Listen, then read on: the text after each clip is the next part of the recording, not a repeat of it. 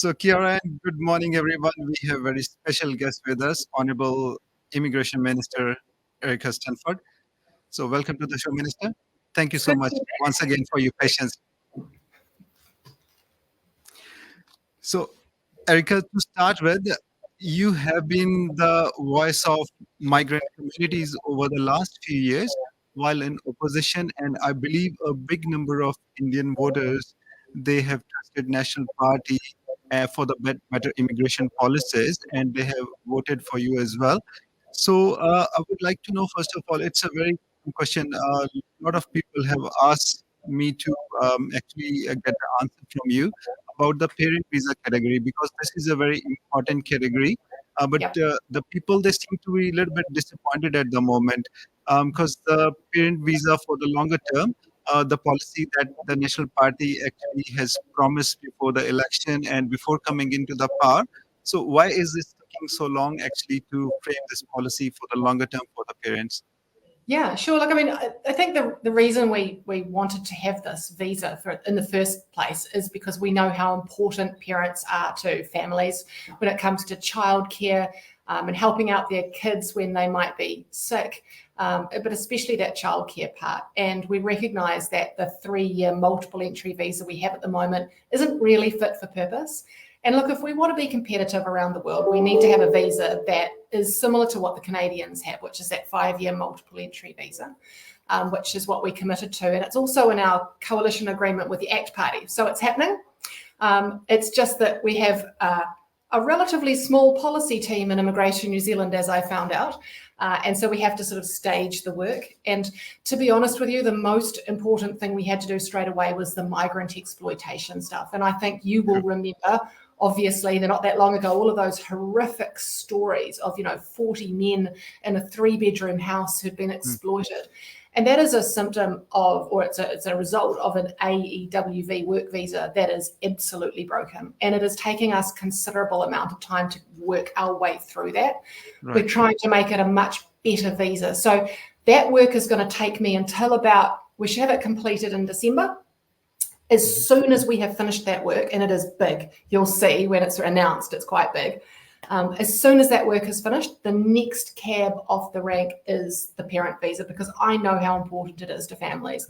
So we're committed to it, we're doing it, but I think everyone will have to appreciate that if you're holding up those two things, the migrant exploitation and the parents, we just had to make sure that we stopped that migrant exploitation, because you and I both know if we had another story of another whole lot of, predominantly it was Indian and Chinese and some Vietnamese as well, men living in these conditions. It's just not the country we want to live in. So we had to deal to that first. So we're doing that. And then I'm very excited to get the work about the parent category underway, which is it's going to be good. And I just, need to let people know it is a visitor visa. It's not a resident visa. It's a visitor visa. We'll work our way through the details, but we'll work at pace next year.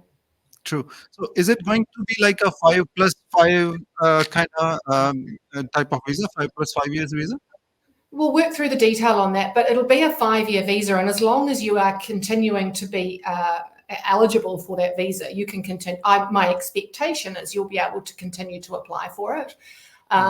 But you'll need to meet health and character, and make sure that you have got your health insurance. And I expect those sorts of things will be involved. We haven't started all of the detailed policy work yet, but that's my expectation. And as long as you meet the conditions every year, you'll be able to continue to be on that visa and continue to apply for it. Right. And is there any hurdle regarding the parents' insurance, etc. as well, or are you going to be sorting that issue out as well, while framing this policy? There is insurance is always the problem because there aren't a lot of policies that do that. We already have a parent retirement visa that requires health insurance. And so there is a product out there. But when we sort of scoped this policy early in opposition, we know it's really expensive, especially if you've got Medivac and all sorts of other things included. So we're going to have to work through that to see what the other options are. And that's part of the policy work that the immigration policy officials will do. But I expect, and I've made this clear in select committee, I don't expect that it's going to be cheap, the insurance The health Yep. insurance is always the difficult part, and it's not something I can control, unfortunately. Right. Cool. And actually, just moving on from this, there's basically another question that a lot of people actually from our community, they also wanted to know. There's been a decline in the number of actually student visas. We also have reports that student visas being declined for the people who are onshore and just wanted to get a student visa to study and work here.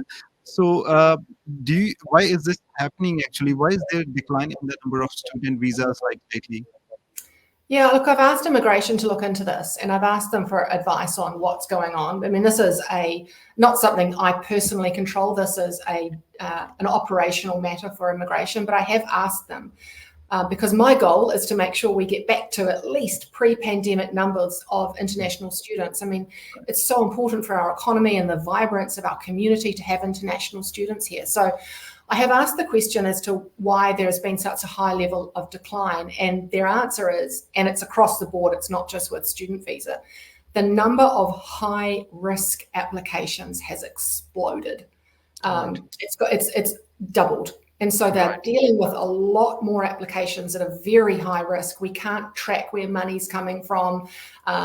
Documents are fraudulent. There's all sorts of things going on. It's not just us as well. It's every country around the world is seeing this influx of very high risk applications. And so a lot of those are being declined because they don't have the required documentation, it can't be verified, or it's fraudulent, or we can't trace where the money came from. And Right. so we're trying to get that balance of, we want to bring our students back. It's Mhm. really important, but also making sure that we're managing the risk. And so there's always that balance to be had. And so that was their explanation, but I'm keeping a very close eye on it because, like I say, I want to double the numbers, Right. back to where they were at least, and more. So we'll take a good look at that. That's good. So there is a plan to actually increase the number of students because like once we used to be like $3 to $4 billion industry. So I Yeah. think that's gonna be like really helpful for the boost of the economy as well, like if the student numbers go up. It's a huge boost to our economy, and it's been a massive hit. We're only at about 50%. It's been really good that we have seen a huge amount of interest from Indian students wanting to come back, and so that market has come back really strongly.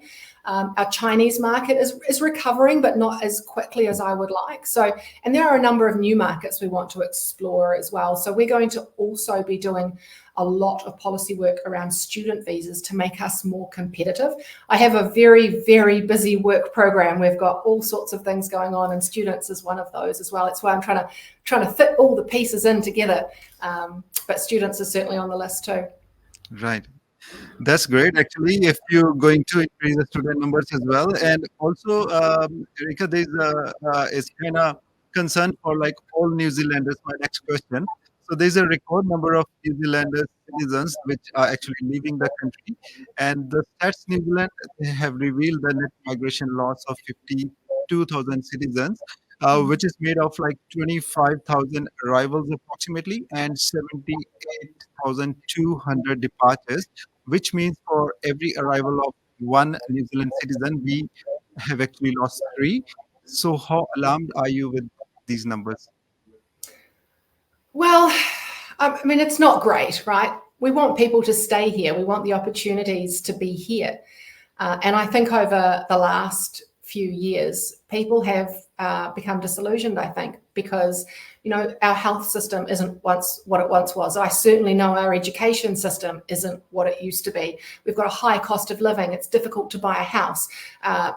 People are worried about crime. Certainly, and I know in the Indian community especially. So there are all of these pieces of the puzzle that are maybe making people think that the grass is greener on the other side of the Tasman. And so we're seeing quite a number of people moving. I mean, we always have Kiwis coming and going, but it is quite alarming at the moment, the number that are leaving. And that's why it's really important for this government to solve all of those problems. And this is not an immigration problem per se. This is a whole of country issue where we need to improve our social services. It's where we need to make sure that we're getting crime under control, and we're also reducing the cost of living and making it easier for people to buy homes. All of those things together, they keep Kiwis here, and they also make us more attractive to the highly skilled migrants that we desperately need to encourage to come here. Right. With regards to the latest changes in AEWV, there's a common problem that a lot of people they have been facing because there's been a restriction on sporting visas for the overseas dependent partners and for low skilled, especially migrants, which is level 4 and 5, obviously, who are already into the country. So many employers and a number of people they not actually happy with these changes. What's your take on this? What would you like to say? I said earlier in the year, in fact, I said it late last year, our levels of immigration are not sustainable. And if any of your listeners have children at school right now, they will be seeing that very keenly in their classrooms, which are exploding. As a Minister of Immigration, I see it every day, especially schools in South Auckland who are seeing arrivals of children every week that they're not expecting, and they don't have the classrooms for, they don't have the teachers for, they don't have the resources for, we don't have the teacher aides and the learning support for, and it's just become a massive problem. School infrastructure is creaking, and so we said very early on last year the numbers of the net migration is not sustainable, not only on our schools, but our hospitals, our roads, our infrastructure. It's not sustainable. And very early on this year, I said publicly, it's not sustainable, and we are going to have to return to our pre-pandemic settings, immigration settings. I signalled it very clearly and very vocally and said we are going to return. We made some changes earlier in the year. And I also made it very clear that we just can't have the same number of children and families arriving. And I also said we have to switch the balance. We have had an explosion of lower skilled migrants and a hugely reduced number of higher skilled. It's completely flipped from 2017 when we last left office. And if we want a highly productive economy, we have to go back to that balance. So I signalled it very clearly early in the year, we will be returning to pre-pandemic settings, and that those settings that we've returned to are almost identical, apart from the English language test, almost identical to pre-pandemic, which was level 4 and 5 workers were never able to sponsor their families to come to New Zealand.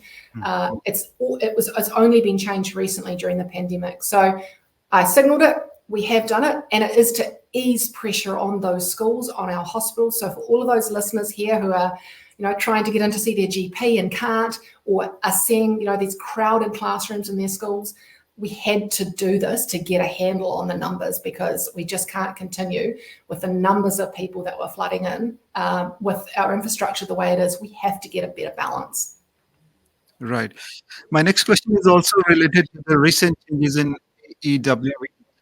Number of employees actually being affected as a result of this as well. So under the recent policy, they have told us that it's taking them like good 6 to 7 months to be able to hire an overseas employee. With that takes 21 days for the advertisement, approximately 3 months to get the token, and about 2 to 3 months for the processing. Whereas if like one of the staff, they have to leave the job, so that's like a 1 month notice. So there's a gap of like 5 to 6 months, which is kind of actually it's very it's not good for them. So which is actually making some of them to even consider like shutting their business as well. So especially like the businesses in South Island, they actually quite affecting because of this as well. So this is a concern as well, which I wanted to ask from you. So is there something which you can do about it, or like is there any like policy review which you can actually make about it as well? Couple of things I'd like to say there. I mean, firstly, this is the gift that Labor left us, which I'm trying to tidy up. The AEWV visa is an absolute nightmare, if I'm honest with you. It never took 10, 10, and 20, which are the days they said it would take to process each gateway, the accreditation, the job check, and the migrant. They said 10 days, 10 days, 20 days. The only way they were ever able to do that was by basically ignoring all of the rules and not reading any of the material and approving everything without properly checking. And that's why we got the level of migrant exploitation, because we weren't checking documentation to do things at speed. We've had a report now. The State Services Commissioner has provided a report which basically said to Immigration New Zealand that that was not the right thing to do for obvious reasons. And so we've had to go back to properly checking documentation, properly assessing risk, properly processing visas like you would expect us to do. The problem is those 3 gateways take a long time to do each one of those things. And so it was never the case that it was ever going to be a quick process. So now, as I said to you earlier, the work that I'm doing is to try and better assess risk. So how do we say to companies who are really good employers, who do all the right things, who we've never had a problem with, to say to them, actually, we don't need to spend so much time looking at you because you're wonderful and we trust you. And who are the businesses that we do need to spend a bit more time on, making sure that we are checking all their documentation, because they're likely to be the ones maybe who, your exploiters, or who don't pay wages properly, or perhaps aren't, don't have enough cash flow to employ a migrant. Right. So that's the kind of work we're doing at the moment. But I also would say that this is a really great time to hire a Kiwi. We have this thing in New Zealand right at the moment where we've got, an extra sort of 50,000 people on the job seeker benefit.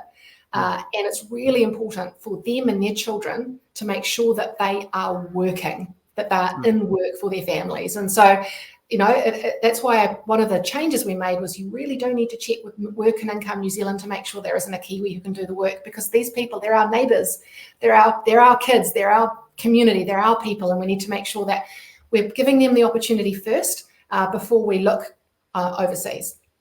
Cool. Thank you for that. And you recently made the announcement about migrant school leavers that they could get a work permit too. Could you please throw a little more light on this, or just give us a little more details about this? Something I've been wanting to do for a really long time. When I was in opposition, I always remember the story of this young South African girl called Mani. She was on the news, and I remember her crying and talking about the fact that she could only be on a visitor visa once she finished school because she was awaiting her residence application. And at the moment, residence applications are taking about 7 months because we don't have that many of them. But I know in the future, when we start to get more and more through the 2-year green list, the times will get longer. And it's just not fair that young people have to sit at home doing nothing, wasting their lives when they could be gaining experience and skills and feeling good and confident about themselves. So we've basically made a change that says, look, if you want to work and you finished high school and you're waiting a residence application with your family, you can work and you will still be considered a dependent.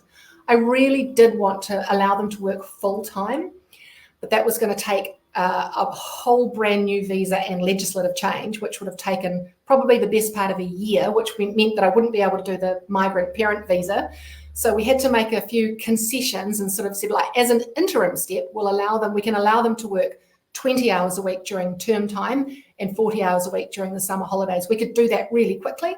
So at least they can start to work. And then when I've got a bit more policy time, once we've finished the parent visa, which I'm very excited about, then we can start looking at perhaps making that full time as well. So I was really pleased to be able to do that. Right. Thank you so much, Erica, for your time. And I would also like to thank you for just opening new schools, which the announcement you made, one for Flatbush and Christchurch, Rolleston as well. So being an education minister and immigration minister, I know it's quite hard to handle like both portfolios, because there's a lot more expectations from you, a lot of expectations from you. So, but thank you so much for your time today for Radio Spice, and we hope to interview you in the coming few months maybe, and wish you all the best for the policies, and we hope that you make the parent visa policy as soon as possible. So thank you so much for your time once again. You're very welcome. And as soon as I have a date that parent visa will be available, I will let you know. Cool. Thank you, Minister. Have a great day. Thank you. Thank you.